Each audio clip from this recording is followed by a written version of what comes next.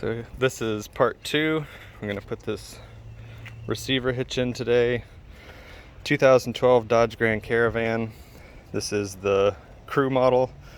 Pretty sure they're all the same. I'll post some tags of other year, makes, and models. But this is the this is Draw-Tite brand. It's a class 3 2-inch hitch. The purpose of putting this in is so we can put a bike rack on the back of the van.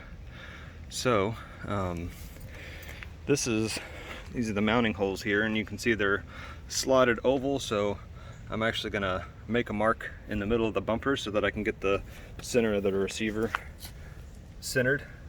I'll show you that later on, but for now I'll just show you where the bolts are under here. We need to take 3 down on this side. So there's the first one, second, and third. The first is a 15 millimeter, the other 2 are 18. So that's on the driver's side. On the other side, you got a little bit of work to do because you got the exhaust to work around. But if you notice, the length of the bracket is shorter on this end than it is on the other. This whole extra section here is longer on the driver's side than it is on the passenger side. And that is because there are some, I believe it's the air conditioning lines for the rear are up under here. See those two black lines up there up against the top. As you can see, here's the exhaust right here. And I've got to get to these bolts, so there's one bolt right there. That's a 15. The other one, let's see if I can get this to view it right there. It's kind of dark, but the next one before those black pipes, those black lines, that's a 18 as well. So we're just going to take that one down. I'm also going to go ahead and take down this bracket here. This is the little bracket that holds the exhaust up. Just the one that's right there by itself on the right. That's a 13 millimeter. So I'm going to drop that down and then drop the other bolts. The reason we're taking these bolts out is because those are the bolts that you use to put the hitch on.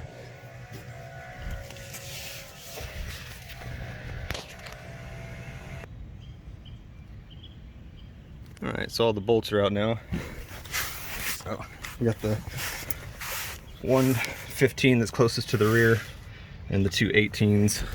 So you can see where the kind of the mark of the head of the bolt was before on these. And you can see there's kind of a bit of a recess in the metal here where the metal drops down right here where that square spot is. I believe that's what this cutout is right here on the plates to go around that. On the other side, as I mentioned, I dropped that bracket down. I got that bracket down. This bracket's loose now, so the exhaust comes down a little bit. You don't have to take that back bolt out that's right there to the left of where I pulled the bracket out. The front bolt here is out now. You can see the ring where the bolt head used to be. And then the other one, it's right there. That one you cannot get to because you would be going straight through the bottom of the exhaust here. So I use just a socket wrench. That is a 15, so I'll put the 15, this is the 15 on this. I'll put the 15 on here and I can get up underneath. I'll see if I can show you this. So I come over from this direction.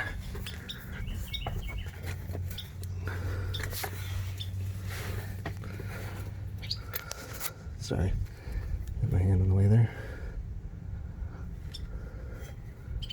So I come over from here and bring this in this way so that I can get in to put that on that bolt head. It's tight. that's for sure. I'd probably be a lot easier if I put a couple swivel heads. Reminds me of doing the spark plugs on the back of my Ford Ranger when it's got that 4.0 V6. The spark plugs in the back are hard to get to, so put some extensions on it and put some swivels on there and you can get a little bit better. This is what I'm using. This is the Milwaukee Fuel 18. This is the 5 amp, and I got it on the strongest impact. It's got 3 settings on it, just right here on the top that you change. What's nice about this one is it also has the battery indicator. I have an old Milwaukee that I used a long time. I've had since probably 2009, and my Makita, the battery, one of the batteries died, and I found they have a replacement battery for it. I'll do a review on that. That's an item I picked up on Amazon. This Milwaukee set I picked up from a friend of mine that did HVAC and was getting new tools from the new company he worked for, so I picked these up from him. So there's value in buying something new. Sometimes you get, you know, I want the warranty on something new, but this is a friend of mine. I trusted that he took care of his tools, so I bought this used. There's a lot of value in buying things used. Use Facebook Marketplace, use Craigslist. I think most of the vehicles, if not all, I found through Craigslist. Even if I went through a dealer, I still probably found it on Craigslist. Except for this van. We picked this up right down the road from where we live at the Greenfield Parkway. That's Capital Chrysler Jeep Dodge. This Grand Caravan, and as I mentioned, this is the Crew. We've never used the flex fuel. Don't know if it gets better gas mileage. I think it used to be more expensive than the unleaded we usually put in at 87, but anyway, enough about the van. I'm going to work on getting the hitch put up underneath here. The way that I'm going to do this is I'm just going to slide the whole hitch forward from where it's at now. I'm just going to slide it straight forward and then try to get the right side tucked underneath the exhaust. Try to get the most rear bolt put in this hole right here, and then lift up the other side and get it bolted in. Once I get it in place, I'm not going to tighten the bolts down. As I mentioned, I'm gonna take a measurement across the back of the step plate here, find the middle, mark the middle probably with a piece of tape or something down here so that I can center the receiver, so as I'm driving down the road, it's as centered as possible. I mean, these slots, you know, the slots are about 1 inch, so that's a good bit of play going left or right, so I'm going to try to center it, but we'll keep moving on this project. So here's my center line. This is measuring across the top from the corner of this step plate to the other side right here is 45 inches. So I've got a mark in the middle here that was 22 and a half. Overkill, but used my little level here, leveled it up and marked at the bottom here. So now I've got my center, so when I put the hitch up, I should be able to find where the center of the 2-inch in the receiver part is of the hitch, and I'll go from there. As you can see now, the hitch is in. So I've got the bolt started. So what I ended up having to do is just kind of pry down on the exhaust a little bit on this side to get this bracket on this side tilted up and in.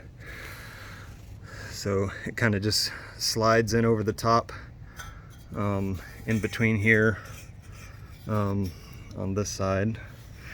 I don't know where my hands are. So it slides in right in between this gap here. Don't forget to put the exhaust bracket back up.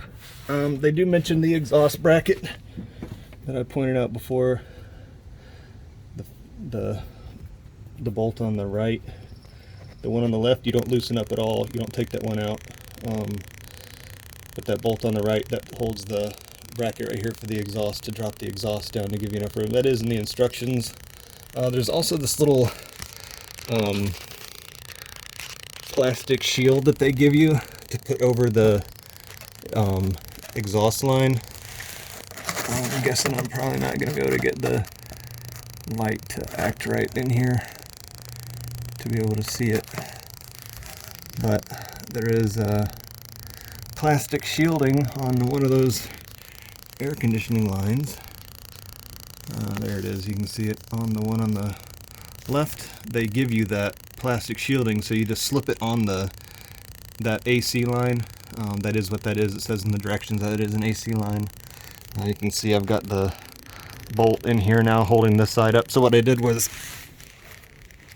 slipped it in on the right side over the top of the exhaust, and I just let the exhaust hold that side up, and then came over here and pushed the left side up. If you haven't noticed, I am my own cameraman. So I've got the first bolt pretty snug. I've got the other two, those are the 18 millimeter, that's 15 millimeter. I've got the 15 pretty snug but not tight, so that I can move this hitch back and forth to get it centered. I mentioned before putting in the marking the line here. So now all I have to do is take my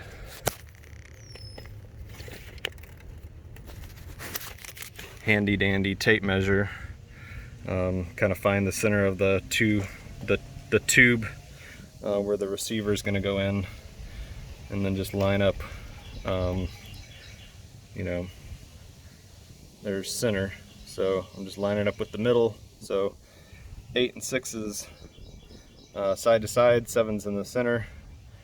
So from the middle, it's hard to get the camera centered because the camera's on the left side of the phone, not on the center. If you have any tips or tricks on what kind of camera equipment to use for this kind of stuff, leave a comment.